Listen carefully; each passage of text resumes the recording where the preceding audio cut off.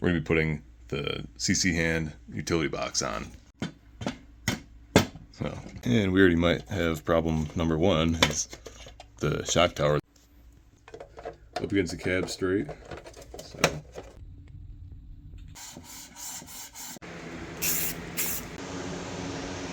These are probably the easiest wheels I've ever had to mount with.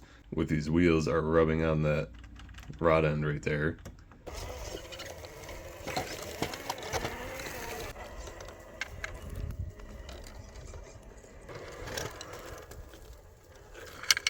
Today we're finally going to transform the look of this K10 Scottsdale from RC4WD drive. So one of the biggest things we're going to do today, or in this video, it's going to be a couple of days because I'm doing this in between work, but we're going to be putting the CCHAND Utility Box on. And along with that, we're going to be repainting the truck, putting the cab back on, and some other modifications that may or may not get to in this video, but we're going to see what we can do. So before we start tearing everything apart, let's just go over this real quick. This is like one of the coolest things I think RC4WD drive has ever partnered with, or whatever, with CCHAND. This thing is just super detailed. I went with the aluminum version because it's a lot lighter. I think the steel one was like 3 pounds and this one was like 1 point something. It's not terribly heavy. Like if you put it on here, I mean, it really doesn't even squat that much. I'll probably add a leaf in there anyways, just because I'm going to load it up with stuff. But this thing is super, super cool, super detailed. Tailgate opens, all the doors open. They have like little snap click hook things, so all of them open and close. If I can get my finger in there. But this thing is just so detailed. It's gonna be super, super cool. The only issue I might run into is what I've seen, or at least researched a little bit, is this is gonna be the battery slot, and I don't run lipos because there's no point. I don't like them, and my battery's kind of big,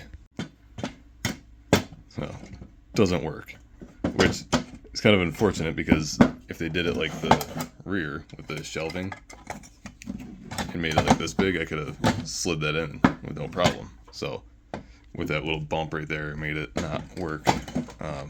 But I get it. Like most people, I guess, run lipos, even though there's really no point with crawlers because these last longer, they're safer, yada yada yada. But yeah, so that's something we're gonna figure out because apparently this permanently mounts to the chassis, and then this is how you change your battery in and out. We're gonna mess with it because I haven't really seen any videos of the like actually mounting this to the truck. People just like, oh, we're gonna mount this today, and then it's mounted, and they're like, yeah, I put those screws in. So we're gonna go in a little bit more detail on mounting this, so if you're interested in getting one of these, you can tell if maybe you can or can't use the cab still to pop on and off to change your battery. So I don't know, sorry about the rambling, but that's just something I was not able to figure out before buying this, but I just sent it anyways because we'll figure it out. And then here we have the body kit that comes with the cab back, so that's what we're going to be putting on. It's kind of cool because you get a tailgate with it, so I'll have a spare tailgate for diorama or something. Alright, we'll take the body off. I was just messing with this to see how it fit. And we already might have problem number one is the shock towers I got in the rear. It doesn't want to sit down flush, so might need to do some trimming, or maybe I just can get away with loosening them and then setting it on and tightening back up. We're not mounting this completely yet. I was kind of test fitting and seeing how much weight it gave, but it's really not that heavy. I mean, it's already a heavy body, that Squarebody to begin with, so without it on there, it doesn't do too much. Well, loosening them didn't really do too much, so I might actually just be able to put a spacer in behind this. I know I'll be able to. I'll just space it out, and then it should drop on there pretty smooth. So we'll figure it out later on, but that's just one thing I guess to be aware of if you got shock hoops in the rear, that you're gonna have to do a little bit more modifying than if you didn't have them, or just swap back to the stock suspension setup. But I want to keep my flex. So before we get too deep into this video, I want to go over kind of the end look or end result that we're trying to go for with the look of this build. So originally I was going to go with a retired Forest Service truck, and then I saw that someone already kind of did that. They didn't paint match the box, which is like usually the boxes paint match that weird green color to the cab, like they just spray them. So I was like, you know, I could do that and just do it like all one color, but I kind of want to do something more original. So I came up with the idea of making this a retired search and rescue truck.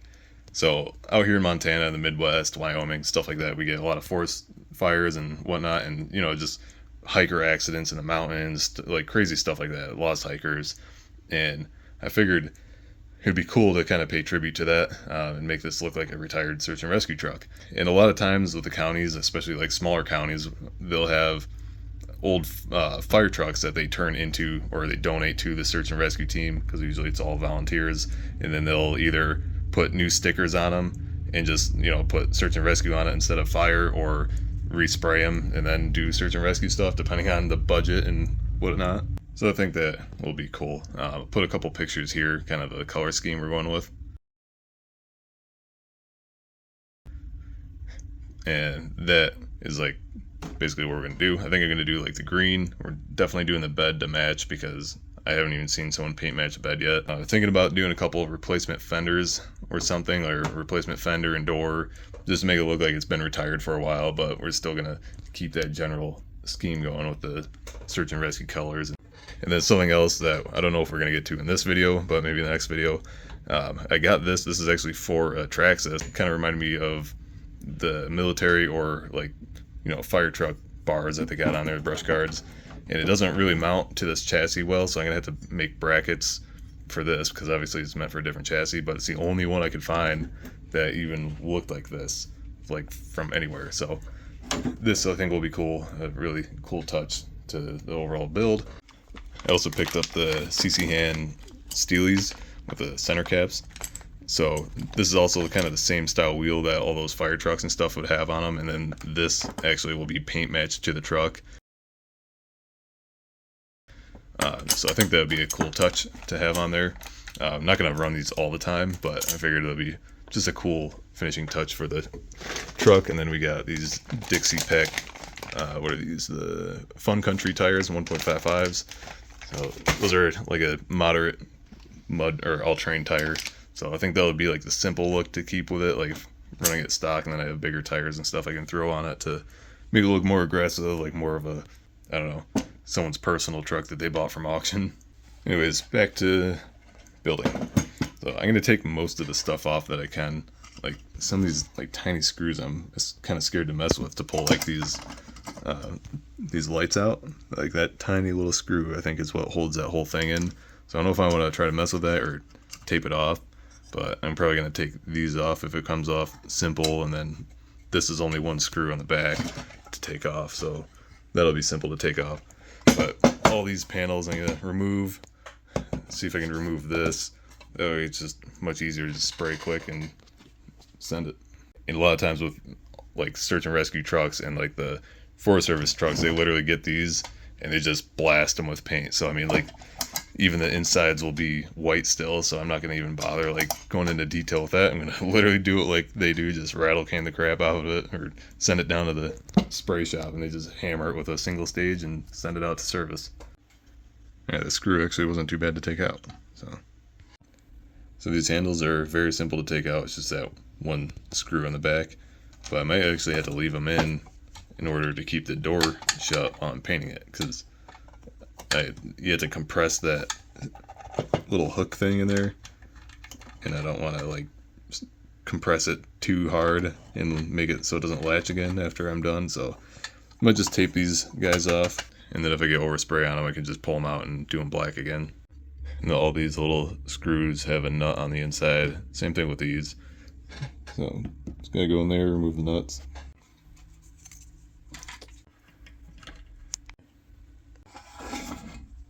So that's about as far as I'm going to bother stripping it down. I can always just touch these up or leave them green, because a lot, or whatever, that yellow green color, because a lot of times they just paint over those anyways. And then, like I said, I can just touch those up later. It looks like you can pull these out by maybe pushing in tabs on the backside, but I just don't want to risk really breaking one, and not really worth it, because then I'm going to have to rig something up to keep these all up there anyways while I'm painting it. So yeah, we'll just deal with it. And just to show you quick, I backed those screws up quite a bit to just create more space, and I will be able to run the shock towers they'll fit all the way up inside the wheel well, so all that will fit. I just gotta space them out a little bit, or I could probably just tighten them back down and be alright, but I'll probably run spacers just to make it a little more professional, I guess. Okay, now let's start taking the body apart to get the cab separated from the bed, and then see if there's a way we can make this so I can still pull the cab on and off easily, because only this body mount will be for the cab, basically, because this back one is going to be covered up, and that's the one that goes into the bed. So yeah, we'll just play it by ear. These are the little mounts that it comes with that you drill into the back of the cab back panel, and then this kind of sits on it somehow. So figuring this out as we go. Oh, cool. I just realized the mud flaps. That's a cool detail. So I've never taken one of these apart yet. I've done a Blazer, but never one of the K10s. But it looks like this weird bracket. It bolts down there and then wraps around, bolts to the interior, and then this might just be glued together. So hopefully we don't bust it up trying to take it apart. Something I just noticed. See this little doohickey here? You can drill through that to make a double cab mount. So we might just be able to move that forward and then drill a hole here and use that to mount it. I forgot I gotta take the lights out. So I'll take the LEDs off the bed and just throw them forward for now, and then we're gonna take all the front end off after we figure out how to mount the cab. I don't know what kind of glue they use. Oh, this one's coming apart easier. It's kind of like sticky. Oh, there we go. It's always scary when it pops.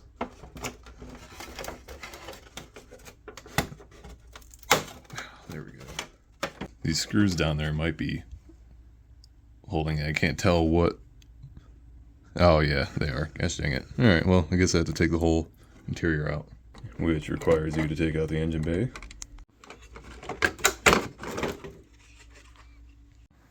Well, while we're at it, I'm just going to remove all the lights because they're just going to be flopping around everywhere. The Toyotas are easier to take the engine bay in and out of, and I think the interior at least used to, so this is more of a project than I thought it would be, just to test fit stuff. All that just to get to these two screws.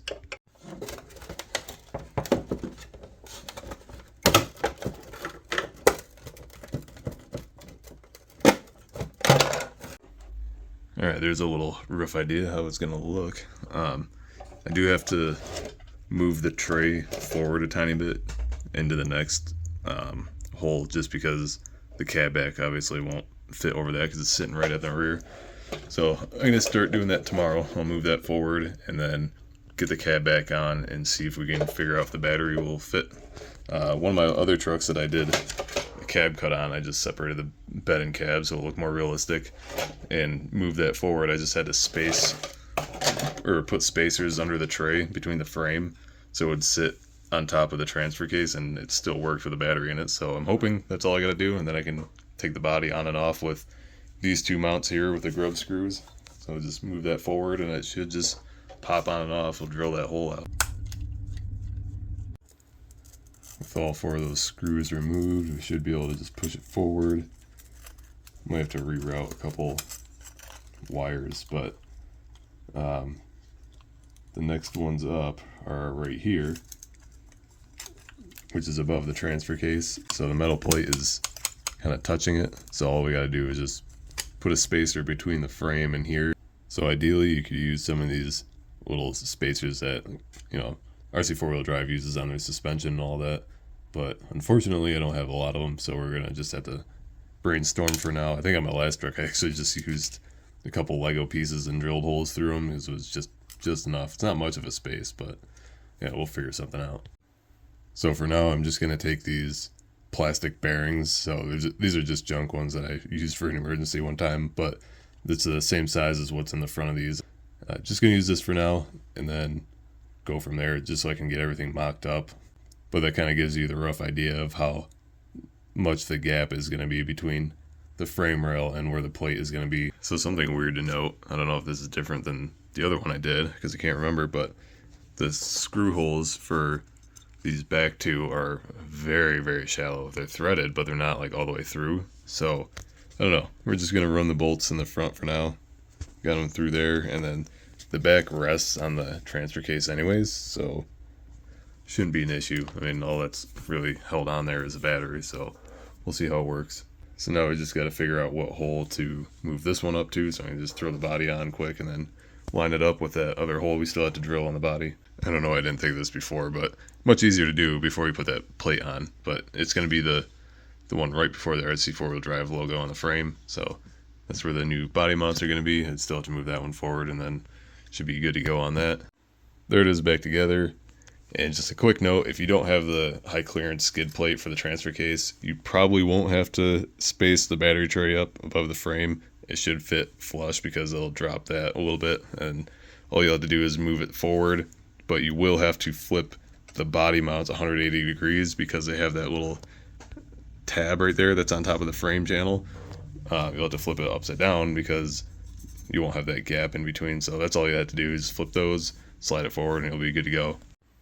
Okay, I drilled those holes out, and you can actually get it to where it doesn't even come through the whole body, especially if you turn your grub screws in, if you have it mounted the way I do. I kind of wish RC4WD would just do that from the factory, have those, how those rear ones are, with the clean lines here. You wouldn't have any holes, and they could just drill them out and you pop the body on and off with just the grub screws. It would be seamless. It would be a lot easier to make these look even more scale, but yeah, it's on there solid.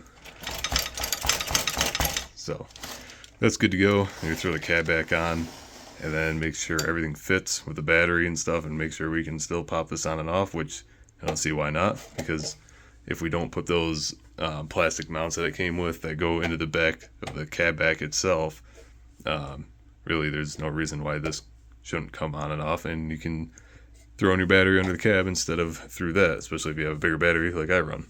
It appears that this just actually snaps in. I mean, you can add a little bit of glue, but there's a tab here, and then these holes look like they just kind of push into that side, and then this keeps it up against the cab straight. So if that's the case, that makes this even easier than I thought.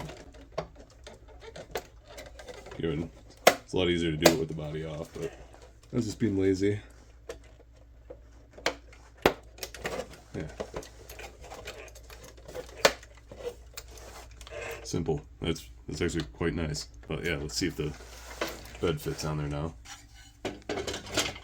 Yeah, so what I'll do is just, this mounts with screws, so this will be permanently mounted to the chassis, but the bed we can take on and off, remove our battery, and yeah, that's simple. So glad we figured that out. It was really not that hard. I don't know why people said you have to permanently mount this. I don't know. I was just figuring it out as we go. And this is pretty seamless for just clipping in.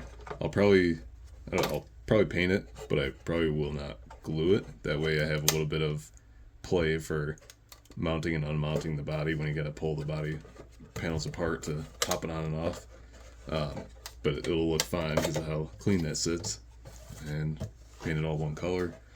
But yeah, from here I'm just gonna pull the rest of the body apart off camera, and then we did come to the conclusion with the bed on my Instagram. I did a poll whether I should paint or leave these black, but from every utility bed that I see, especially older ones, the handles are always paint matched to the bed. So we're gonna just spray all one color. The only thing that's not the same color, the filler neck for the fuel. So we're gonna leave that out. And obviously the trim and all that, like the panels in there. So yeah, we're just gonna spray it all one color. Makes my life easier too, and makes it more proper to a real bed. Body is stripped, and I'll start sanding it probably tomorrow and sand the bed, and then we'll shoot some paint.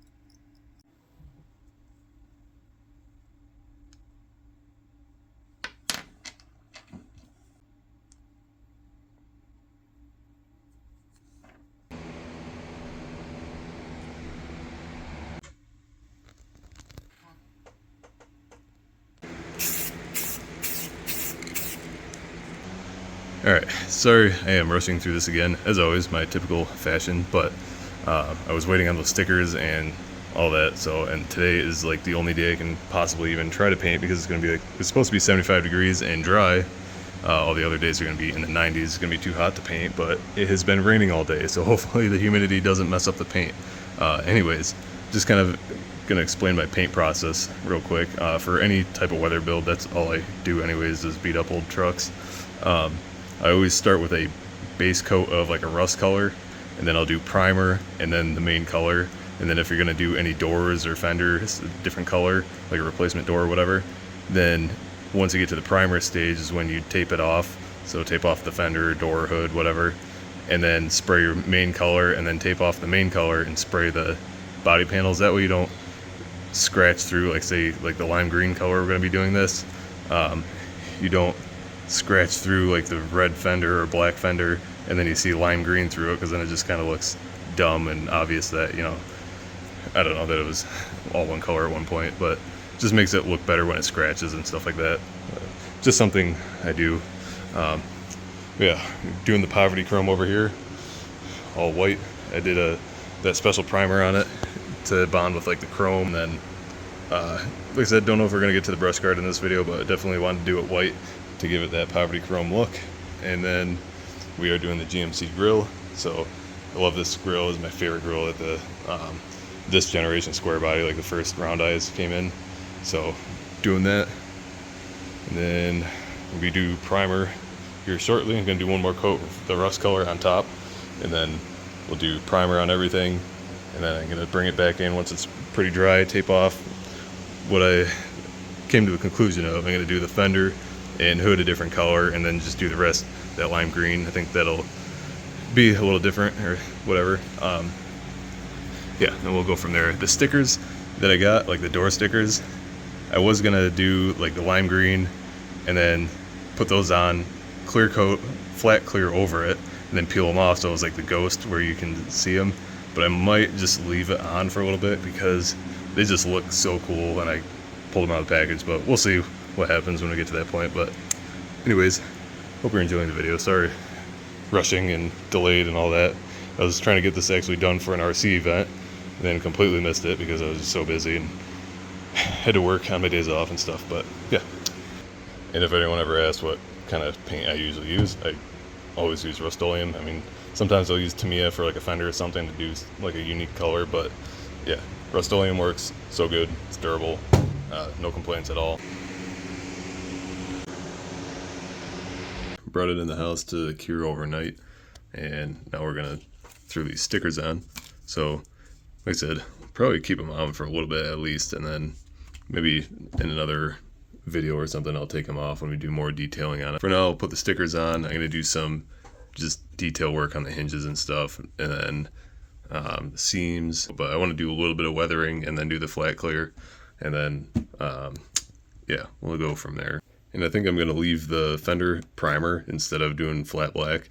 That was the original plan, but I think that looks good, and it's good enough for now. Especially it'll save me some more time on doing other stuff, but I can always brush paint it and sand it and whatever, make it look nice if I want to do that or go that route. Sorry, my build videos are never like something definite. I'm not building a replica of anything. I kind of took like 5 different trucks and put them into one, like different aspects of each truck that I like. So that's kind of what we're doing. I mean, it took me like 3 different renderings or 3 different complete transformations of my first Toyota to come up with the final result, which is now this. And I have a post on my Instagram, poverty_society, with all the like transformations this thing has gone through. I like to beat it up as I go with driving and all that. Also, a side note, I was going to go with these Dixie Peck tires for this build on these wheels, but the foams are really soft, which is good. And I don't have any other foams that are a little bit harder to fit this because of the weight of the truck. I wanted to put something a little stiffer, but I did have these tires that are just kind of sitting brand new in the package. They're a harder foam and a little bit harder rubber than these, so they're not going to be as sticky, but I think it'll be a good like just base set to run on this truck. These look pretty good. General Grabbers. They're 155s Element RC. So yeah, these come on like they're stock Tacoma, I think. But yeah, I think they'll work good. We'll see what they look like when we get it all together.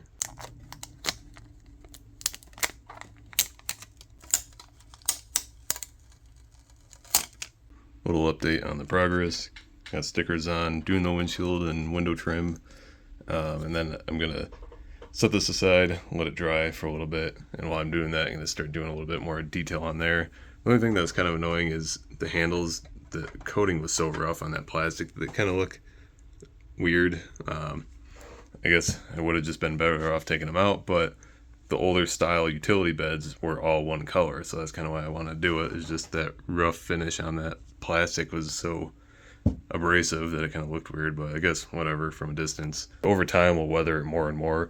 I like to just get a feel of the truck itself and then where it's going to rub and stuff, like the fenders or where it's going to hit, and then I detail it from there and add more and do sun fade and stuff. And I'm not going to do like sun fade on the roof yet because I do plan on doing the cab lights, and then when I do that I'm going to repaint the roof as well, so I'm not going to bother messing with that. So like I said, I don't know, this thing's just turned out pretty cool, and we'll just age it as we go.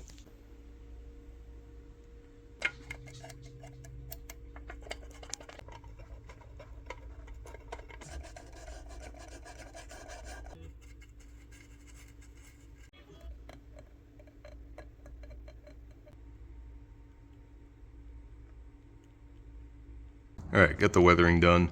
I didn't want to go too crazy with it. I was trying to contain myself without making it look like a rot box. I just wanted it to look used and weathered, you know, like diesel stain and stuff like that. A little bit of rust just on like hinges and stuff, but nothing crazy. Same thing with the cab. But now we're gonna do clear coat and hopefully assemble it.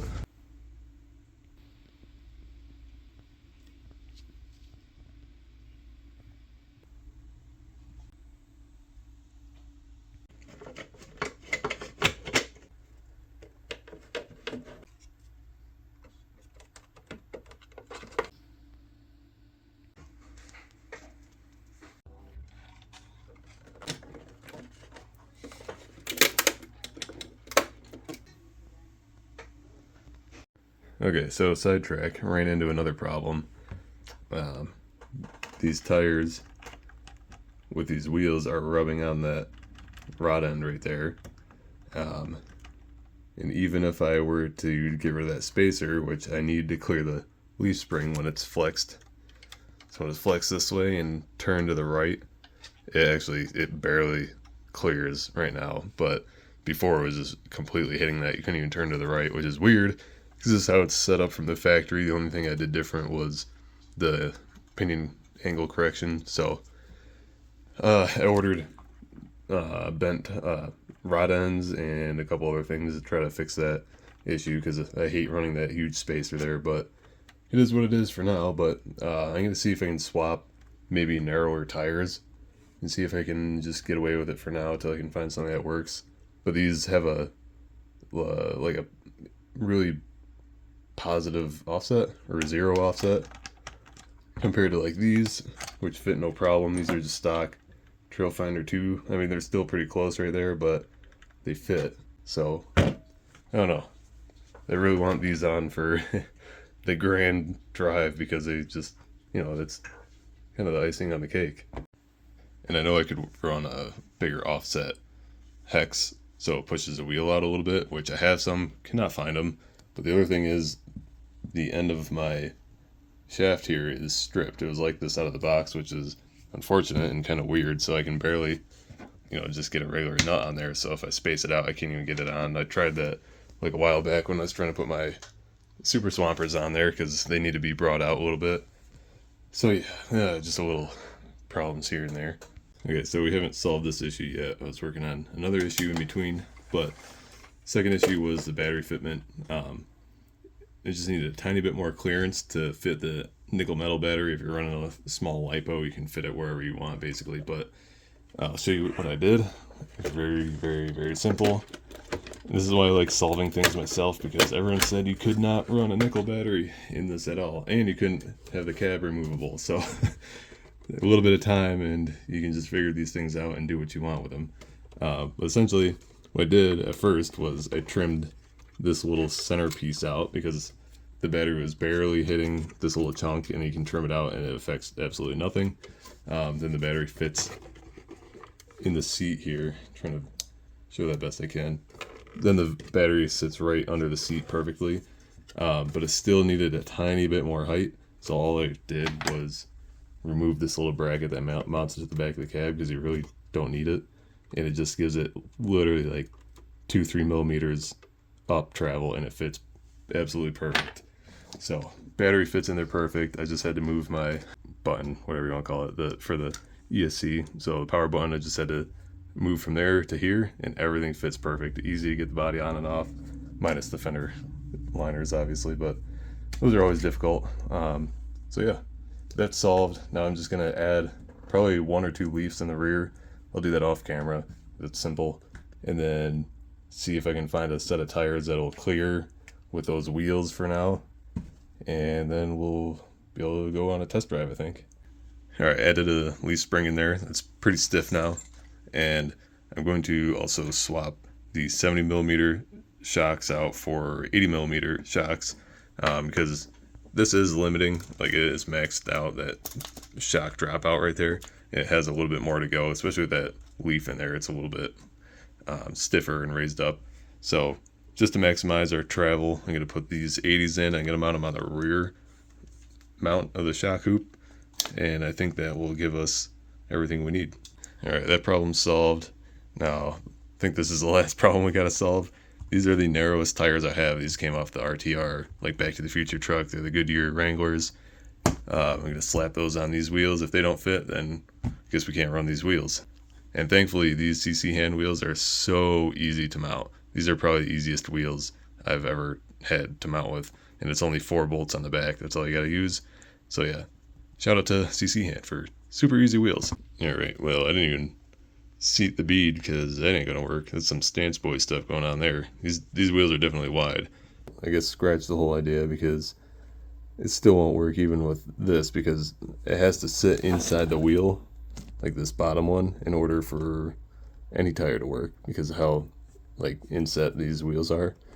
So that's unfortunate. So until I can find a spacer, well, I'd have to replace that axle shaft because of the stripped threads and stuff. I'll put them on for a picture at least, and then figure something else down the road. And hopefully those parts that I ordered will fix this. I could get the angle down and whatnot. I honestly don't know if these wheels will work at all, like regardless, because these are the Dixie Pick tires on here. They're obviously a little narrower than those other ones, and even then it's still rubbing obviously up there. But even if I get this spacer drop down, it's going to be the same width as that, just right at the top there, and even the spacer itself is rubbing down at the bottom. So I don't understand what's going on. I mean, they even have these wheels on a Squarebody on the ad for CCHAND, so maybe they're using a Yoda axle and it mounts a little different, but that's unfortunate. I could get some offset. I don't even know if I can get enough